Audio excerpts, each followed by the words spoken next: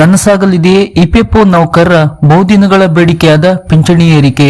ಕನಿಷ್ಠ ಪಿಂಚಣಿಯನ್ನು 1,000ದಿಂದ 7,000 ರೂಪಾಯಿಗೆ ಏರಿಸಬೇಕೆಂದು ಸರ್ಕಾರವನ್ನು ಒತ್ತಾಯಿಸಲಾಗಿದೆ. ಜೊತೆಗೆ ಪಿಎಫ್ ಸದಸ್ಯರಿಗೆ ಪೆನ್ಷನ್ ಕೂಡ ಏರಿಕೆಯಾಗಲಿದೆ.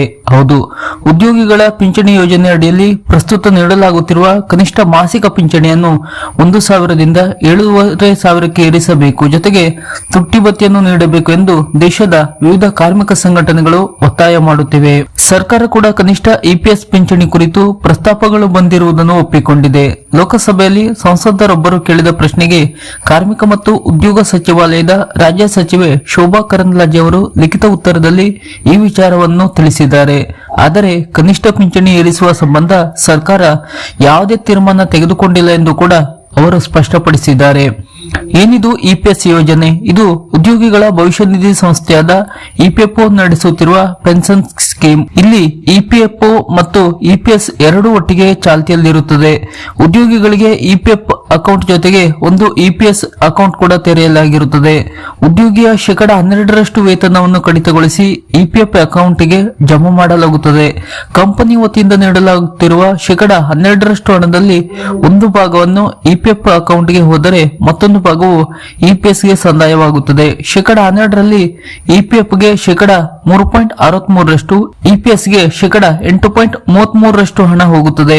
ಸರ್ಕಾರವು 1.16% ಕೊಡುಗೆ ನೀಡುತ್ತದೆ. ಜೊತೆಗೆ ಇಡೀ ಅಕೌಂಟ್ ನಲ್ಲಿರುವ ಹಣಕ್ಕೆ ಬಡ್ಡಿಯನ್ನು ತುಂಬಿಸುತ್ತದೆ. ಇಪಿಎಫ್ ಹಣವನ್ನು ಉದ್ಯೋಗಿಗಳು ಮಧ್ಯದಲ್ಲಿ ವಿತ್ಡ್ರಾ ಮಾಡಿಕೊಳ್ಳಬಹುದು. ಆದರೆ ಇಪಿಎಸ್ ಹಣವನ್ನು ಪೆನ್ಷನ್ಗಂದೇ ಇರುವುದು. ಉದ್ಯೋಗ ಕಳೆದುಕೊಂಡು 2 ತಿಂಗಳಿಗೂ ಹೆಚ್ಚು ಕಾಲ ನಿರುದ್ಯೋಗಿಯಾಗಿರುವ ವಿಶೇಷ ಸಂದರ್ಭದಲ್ಲಿ ಮಾತ್ರ ಇಪಿಎಸ್ ಹಣವನ್ನು ವಿತ್ಡ್ರಾ ಮಾಡಿಕೊಳ್ಳಬಹುದಾಗಿದೆ. ಇಪಿಎಸ್ ಸ್ಕೀಮ್ ಅಡಿಯಲ್ಲಿ ಕನಿಷ್ಠ ಪಿಂಚಣಿ 1,000 ರೂಪಾಯಿ ಇದೆ. ಪಿಂಚಣಿ ಸಿಗಬೇಕಾದರೆ ಉದ್ಯೋಗಿಯ ಇಪಿಎಸ್ ಅಕೌಂಟ್ 10 ವರ್ಷ ಸಕ್ರಿಯವಾಗಿರಬೇಕು. ಅಂದರೆ ಉದ್ಯೋಗಿ ಕನಿಷ್ಠ 10 ವರ್ಷ ಕೆಲಸ ಮಾಡಿರಬೇಕು.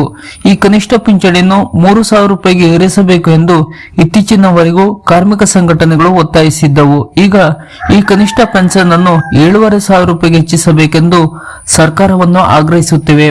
ಪಿಂಚಣಿ ಏರಿಸುವ ಒತ್ತಾಯಕ್ಕೆ ಶೋಭಾ ಕರಂದ್ಲಾಜೆ ಸ್ಪಷ್ಟನೆಯನ್ನು ಕೊಟ್ಟಿದ್ದಾರೆ. ಕನಿಷ್ಠ ಪಿಂಚಣಿಯನ್ನು 7,500 ರೂಪಾಯಿಗೆ ಏರಿಸಲು ಮನವಿ ಸಲ್ಲಿಕೆಯಾಗಿದೆ ಎನ್ನುವ ವಿಚಾರವನ್ನು ಕೇಂದ್ರ ಸಚಿವೆ ಶೋಭಾ ಕರಂದ್ಲಾಜೆ ಅವರು ಖಚಿತಪಡಿಸಿದ್ದಾರೆ. ಆದರೆ ಪಿಂಚಣಿ ಏರಿಕೆಯ ಪ್ರಸ್ತಾಪವನ್ನು ಸರ್ಕಾರ ಪರಿಗಣಿಸುತ್ತಾ ಎಂಬುದನ್ನು ಇನ್ನೂ ದೃಢಪಡಿಸಿಲ್ಲ. ಇಪಿಎಸ್ 1995ರ ಸ್ಕೀಮ್ ಅಡಿಯಲ್ಲಿ ಸದ್ಯಕ್ಕೆ ಕನಿಷ್ಠ ಪಿಂಚಣಿ 1,000 ರೂಪಾಯಿಯನ್ನು ನೀಡಲಾಗುತ್ತಿದೆ ಎಂದು ಹೇಳುವ ಮೂಲಕ ಅವರು ಮುಂದಿನ ದಿನಗಳಲ್ಲಿ ಪಿಂಚಣಿ ಏರಿಸುವ ಸಾಧ್ಯತೆಯನ್ನು ತಳ್ಳಿ ಹಾಕಿಲ್ಲ. ಗಮನಿಸಬೇಕಾದ ಸಂಗತಿ ಎಂದರೆ ಹೊಸ ಇಪಿಎಸ್ 2026 ಸ್ಕೀಮ್ನಲ್ಲಿ ಹೆಚ್ಚಿನ ಪಿಂಚಣಿ ಅವಕಾಶವನ್ನು ಸೇರಿಸಲಾಗಿದೆ. ಅಂದರೆ ಪಿಂಚಣಿ ಏರಿಸುವ ಇರಾದೆ ಸರ್ಕಾರಕ್ಕಿರುವುದು ಸ್ಪಷ್ಟವಿದೆ. ಆದರೆ ಎಷ್ಟು ಏರಿಸುತ್ತದೆ ಎಂಬುದು ಇನ್ನೂ ಮಾಹಿತಿ ಹೊರಬಿದ್ದಿಲ್ಲ. ಇಪಿಎಫ್ಒಗೆ ಸಂಬಂಧಪಟ್ಟಂತಹ ಈ ತರದ ಹೊಸ ಅಪ್ಡೇಟ್ ನ ಮಾಹಿತಿಗಳಿಗಾಗಿ ನಮ್ಮ ಚಾನೆಲ್ ಅನ್ನ ಸಬ್ಸ್ಕ್ರೈಬ್ ಮಾಡಿ. ಜೊತೆಗೆ ಇಪಿಎಫ್ಒಗೆ ಸಂಬಂಧಪಟ್ಟಂತ ನಿಮ್ಮ ಅನಿಸಿಕೆ ಅಭಿಪ್ರಾಯಗಳನ್ನು ಕೂಡ ಕಮೆಂಟ್ ಬಾಕ್ಸ್ ನಲ್ಲಿ ನಮ್ಮೊಂದಿಗೆ ಹಂಚಿಕೊಳ್ಳಿ. ನಮಸ್ಕಾರ.